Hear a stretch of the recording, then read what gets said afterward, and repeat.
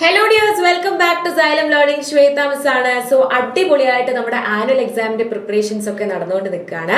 നമ്മൾ ഓരോ ചാപ്റ്റേഴ്സ് ആയിട്ട് പഠിച്ചുകൊണ്ട് നിൽക്കുകയാണ് അല്ലേ. സോ നമ്മുടെ പെരിമീറ്റർ ആൻഡ് ഏരിയ എന്ന് പറഞ്ഞ ഒരു ചാപ്റ്ററിലെ ഒരു ഇമ്പോർട്ടന്റ് ക്വസ്റ്റ്യനുമായിട്ടാണ് മിസ് വന്നിട്ടുള്ളത്. എങ്ങനെയാണ് ഈ ഒരു ക്വസ്റ്റ്യൻ ചെയ്യുക എന്ന് നമുക്ക് നോക്കാം അല്ലേ. Shazli took a wire of length 44 centimetre. 44 centimetre ആണ് ഇവിടെ മിസ് ഇതാ വരച്ചിട്ടുള്ള ഈ ഒരു വയറിന്റെ ലെങ്ത്. ഇതിനെ എന്ത് ചെയ്തു എന്നറിയോ? നമ്മളൊരു സർക്കിൾ ആക്കി ബെൻഡ് ചെയ്ത് മാറ്റി എന്ന് പറഞ്ഞു കഴിഞ്ഞാൽ എന്താണ്?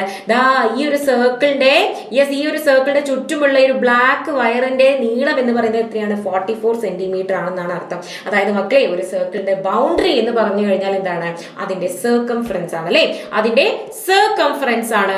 So circumference of a circle is equal to 2πr ആണ് എന്ന് നമുക്ക് എല്ലാവർക്കും അറിയാം. ഈ ഫോർമുല അടിപൊളിയായിട്ട് അറിയാം മിസ് എന്ന് പറയുന്നുണ്ടാവും അല്ലെ.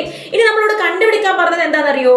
ഈ ഒരു സർക്കിളിന്റെ റേഡിയസ്, അതായത് ഈ ഒരു സർക്കിളിന്റെ ആറ് കണ്ടുപിടിക്കാനും അതുപോലെ ഏരിയ കണ്ടുപിടിക്കാനും നമ്മളുടെ ക്വസ്റ്റ്യൻ.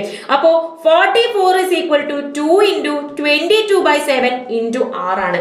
നമുക്കറിയാം അവിടെ തന്നിട്ടുണ്ട് pi is equal to 22/7 എടുക്കാനാണ് നമ്മളോട് പറഞ്ഞിട്ടുള്ളത്.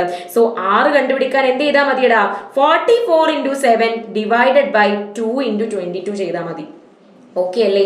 ഇനിയോ 2 into 2 ആണ് 4. ഇവിടെയും 2 into 2 ആണ് 4. ഈ 22നും 22നും ക്യാൻസൽ ചെയ്താൽ നമുക്ക് r എന്ത് കിട്ടൂടാ? r 7 സെന്റിമീറ്റർ ആണെന്ന് കിട്ടും. ഇനി ഏരിയ ഓഫ് എ സർക്കിൾ അല്ലേ. ഏരിയ ഓഫ് സർക്കിൾ നമ്മൾ കണ്ടുപിടിക്കണമെങ്കിൽ പൈ r സ്ക്വയർ ചെയ്താൽ മതി, which is equal to 22/7 into r എന്ന് പറയുന്നത് 7 അല്ലേ. 7 into 7, ഈ 7ഉം 7ഉം ക്യാൻസൽ ആയി. 22 into 7 ചെയ്താൽ നമുക്ക് ഏരിയ കിട്ടും. 2 7s are 14. ഇവിടെയും 14 പ്ലസ് 1 എന്ന് പറയുന്നത് 15. സോ 154 സ്ക്വയർ സെന്റിമീറ്റർ ആണ് നമ്മളുടെ സർക്കിളിന്റെ ഏരിയ. നമ്മുടെ ക്വസ്റ്റ്യൻ കഴിഞ്ഞിട്ടില്ല. If the same wire is bend in to the shape of a square, ഇതേ വയറിനെ നമ്മൾ എന്ത് ചെയ്തു? 44 സെന്റിമീറ്റർ ഉള്ള ഇതേ വയറിനെ നമ്മൾ എന്ത് ചെയ്തു? നമ്മളൊരു സ്ക്വയർ ആക്കിയിട്ട് മാറ്റിയിട്ടുണ്ട്. ഒരു സ്ക്വയർ ആക്കിയിട്ട് നമ്മൾ മാറ്റി എന്ന് പറഞ്ഞു കഴിഞ്ഞാൽ അതിന്റെ അർത്ഥം എന്താണ്? യെസ്, ഈ ഒരു സ്ക്വയറിന്റെ പെരിമീറ്റർ എന്ന് പറയുന്നത് അല്ലേ, perimeter of the square is equal to 44 centimetre. അങ്ങനെയെങ്കിൽ ഒരു സൈഡ് എത്രയാണ് എന്നാണ് നമ്മളുടെ first question. Perimeter of a square എന്താണ്? 4 into സൈഡ് ആണ് എന്ന് നമുക്കറിയാം അല്ലേ. 4 into സൈഡ് ആണ് perimeter of a square. So 44 is equal to 4 into side ചെയ്താൽ മതി. നമുക്ക് സൈഡ് എത്രയാന്ന് കിട്ടും? 44/4 which is equal to 11 centimetre ആണ് എന്ന് കിട്ടും. ഇനി ഈ ഒരു സ്ക്വയറിന്റെ ഏരിയ കണ്ടുപിടിക്കണം അല്ലേ.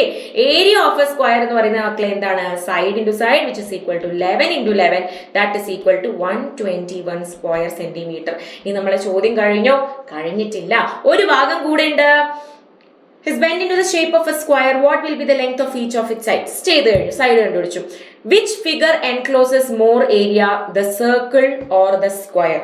സർക്കിളിന്റെ ഏരിയ എത്രയാണ്? 154 സ്ക്വയർ സെന്റിമീറ്ററും സ്ക്വയറിന്റെ ഏരിയ എത്രയാണടാ? 121 സ്ക്വയർ സെന്റിമീറ്ററും. സോ ആരാണ്? Yes, circle encloses more area അല്ലേ. സർക്കിൾ ആണ് മോർ ഏരിയ എൻക്ലോസ് ചെയ്യുന്നത് എന്നുള്ള കാര്യം നമുക്ക് ഇതിൽ നിന്ന് കിട്ടി. ഈ ഒരു കൺക്ലൂഷൻ കൂടെ എഴുതി കഴിഞ്ഞാലേ നമ്മളുടെ ക്വസ്റ്റ്യൻ എന്താവുള്ളൂ? കംപ്ലീറ്റ് ആകുള്ളൂ, ഫുൾ മാർക്സ് സ്കോർ ചെയ്യാൻ പറ്റുള്ളൂ. സോ യെസ്, ഇതുപോലെ അടിപൊളി ക്വസ്റ്റ്യൻസുമായിട്ട് മിസ് നെക്സ്റ്റ് വീഡിയോയിൽ വരുന്നതായിരിക്കും. അതുവരേക്കും ബൈ.